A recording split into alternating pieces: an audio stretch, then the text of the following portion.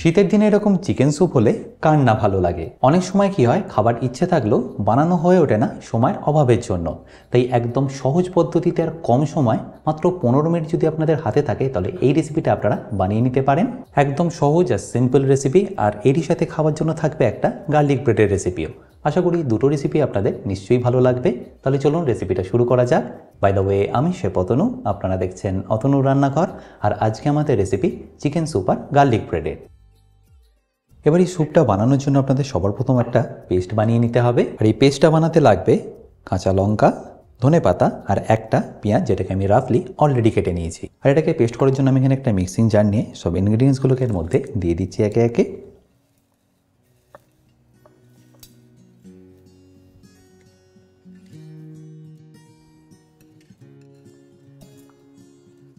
আপনারা চাইলে এর মধ্যে কিন্তু আদা রসুনটাও অ্যাড করতে পারেন, বাট আমি এখানে পরে যেহেতু ব্যবহার করব, সেই জন্য এই স্টেজে আমি ব্যবহার করলাম না। ব্যাস, এবার আমি এর মধ্যে দিয়ে দেবো অল্প একটু জল। ব্যাস, তারপরে এটাকে ভালো করে পেস্ট করে নেব।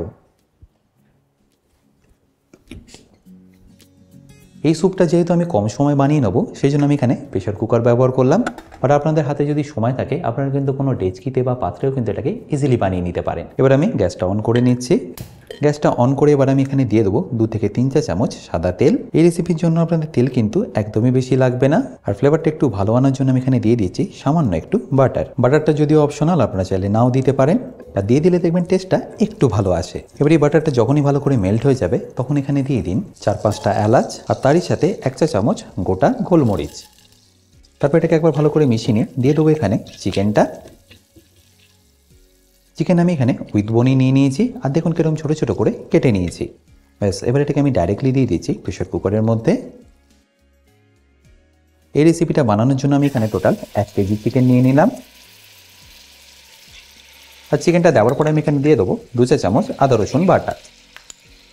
ব্যাস, তারপর এটাকে 1 থেকে 2 মিনিট একবার ভালো করে মিশিয়ে নেবো।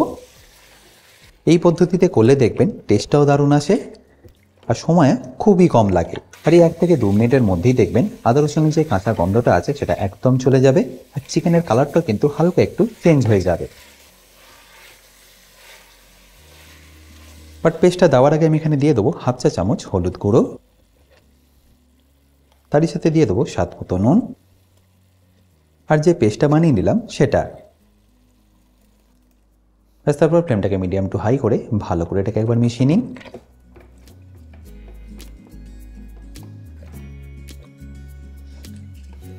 আর ভালো করে মিশিয়ে নিয়ে এইভাবে ফুটতে দিন 1 থেকে 2 মিনিটের জন্য। আর যখনই দেখবেন 1 থেকে 2 মিনিট হয়ে গেছে, তখন এখানে দিয়ে দিতে হবে কিছু ভেজিটেবল। আর ভেজিটেবলের মধ্যে আমি এখানে দেখুন নিয়ে নিয়েছি গাজর, আলু আর পেঁপে। আপনারা কিন্তু আপনাদের পছন্দ মতো ভেজিটেবল এখানে অ্যাড করতে পারেন। আর ভেজিটেবলের কাটিংটাও আশা করি নিশ্চয়ই দেখতে পাচ্ছেন, আমি এখানে একটু বড় বড়ই রেখেছি। ব্যাস, এবার এই সব ভেজিটেবল দেওয়ার পরে এটাকে ভালো করে একবার মিশিয়ে নেব। আর ভালো করে মেশানো হয়ে গেলে জল দিয়ে এটাকে প্রেশার কুক করে নেব।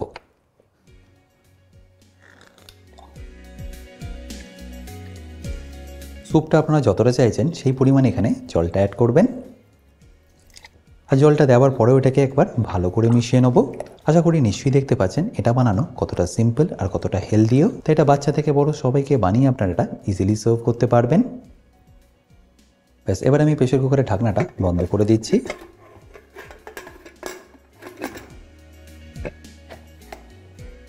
আর ফ্লেমটা এই সময় আপনারা মিডিয়াম টু লো রাখবেন, আর এইভাবে সিটি দিয়ে দেবেন 3টে। আচ্ছা, এখানে বলে রাখি, আপনারা যারা অতনু রান্নাঘরে ইউটেন্সিলগুলো কিনে নিতে চাইছেন, লিঙ্ক আমি ডেসক্রিপশন বক্সে দিয়ে রেখেছি। অ্যামাজন থেকে সেটা আপনারা ইজিলি কিনে নিতে পারবেন। আর গার্লিক ব্রেডটা বানানোর জন্য আমি একটা কাস্টার্ড অন প্যান নিয়ে গ্যাসটাকে অন করে নিচ্ছি। আর তারপর তাতে দিয়ে দিচ্ছি 3 থেকে 4 চা চামচ অলিভ অয়েল। এরপর অলিভ অয়েলটা যখনই হালকা একটু গরম হয়ে যাবে, তখন এখানে আমি দিয়ে দেবো রসুন। আমি এখানে 12 থেকে 15টা রসুনের কোয়া নিয়ে নিলাম, যেটাকে একদম স্লো ফ্লেমে আপনাদের ভালো করে এই অলিভ অয়েলের মধ্যে ভেজে নিতে হবে। আমি এখানে গার্লিক বাটারটা একটু বেশি পরিমাণেই বানাচ্ছি, কারণ এই মিক্সচারটা একবার বানিয়ে নিলে আপনারা প্রায় 2 থেকে 3 সপ্তাহ এটাকে ইজিলি ব্যবহার করতে পারবেন ফ্রিজে রেখে। দোকান বা রেস্টুরেন্টে যে গার্লিক ব্রেড আপনারা খেয়ে থাকেন, দেখবেন টেস্টটা কিন্তু একদম সিমিলার আসবে। বাট এটা বাড়িতে বানানো কতটা সহজ দেখে নিন। এরপর যখনই দেখবেন এইভাবে লাল লাল হয়ে গেছে রসুনগুলো, তখন এটাকে তুলে নিন। তারপর ডাইরেক্টলি এটাকে আমি নিয়ে নিচ্ছি মিক্সিং জারের মধ্যে। বাট এখনই এটাকে কিন্তু আমি পেস্ট করব না, ওয়েট করব এটা ঠান্ডা হওয়ার।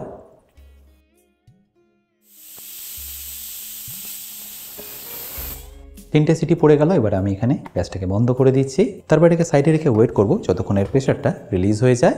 এ পাশে দেখুন এতক্ষণে এটা বেশ ঠান্ডা হয়ে গেছে। এবার আমি এর মধ্যে দিয়ে দেবো 3 থেকে 4 কিউব বাটার।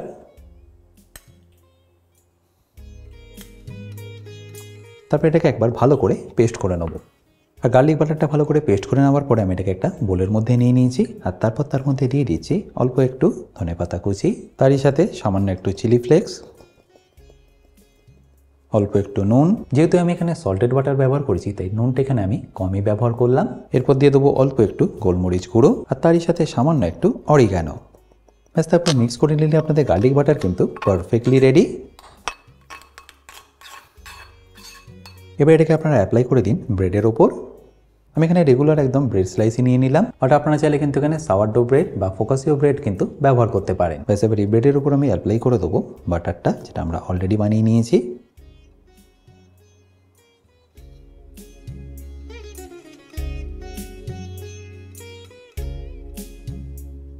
অলিভ অয়েলটা কিন্তু ঠান্ডা হয়ে যাওয়ার পরেই আপনারা বাটারটা ব্যবহার করবেন আর তারপরেই কিন্তু পেস্ট করে নেবেন।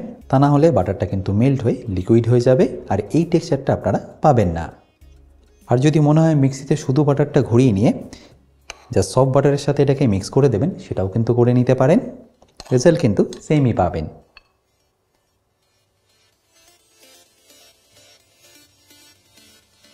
আর বাটারটা অ্যাপ্লাই করার পরে আমি এখানে দিয়ে দেবো অল্প একটু মোজারেলা চিজ।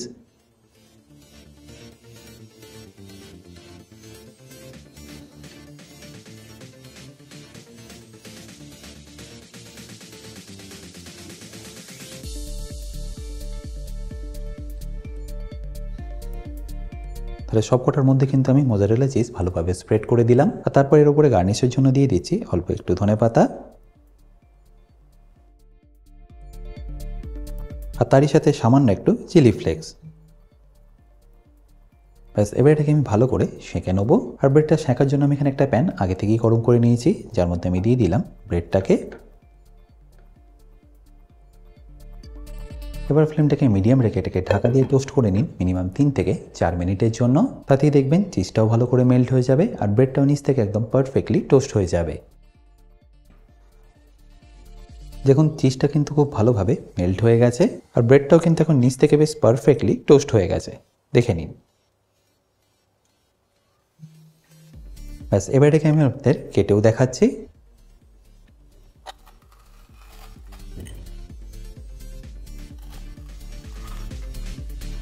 দেখতেই পাচ্ছেন একদম দোকানের মতো হয়েছে। আচ্ছা, আমি এটাকে আপনাদের ছিঁড়েও দেখাচ্ছি।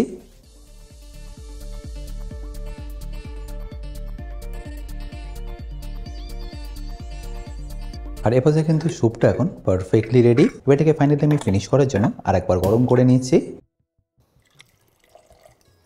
এটাকে ফাইনালি ফিনিশ করার জন্য আমি দিয়ে দেবো অল্প একটু ভাজা জিরে গুঁড়ো, তারই সাথে যাবে সামান্য একটু গরম মশলা আর লাস্টলি গার্নিশের জন্য ধনেপাতা। ব্যাস, তারপর একবার ভালো করে মিশিয়ে নিয়ে গরম গরম পরিবেশন করুন গার্লিক ব্রেডের সাথে।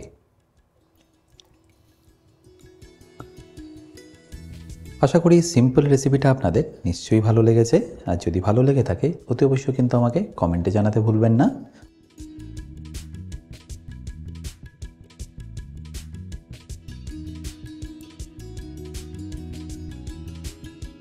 বাই দ্য ওয়ে, আমি শেফ অতনু, আপনারা দেখছিলেন অতনুর রান্নাঘর। দেখা হচ্ছে আপনাদের সাথে আর একটা নতুন রেসিপি নিয়ে নেক্সট এপিসোডে। ভালো থাকবেন, সুস্থ থাকবেন। আর এপাশে দেখুন আলু আর সব ভেজিটেবলগুলো কতটা পারফেক্টলি সেদ্ধ হয়েছে।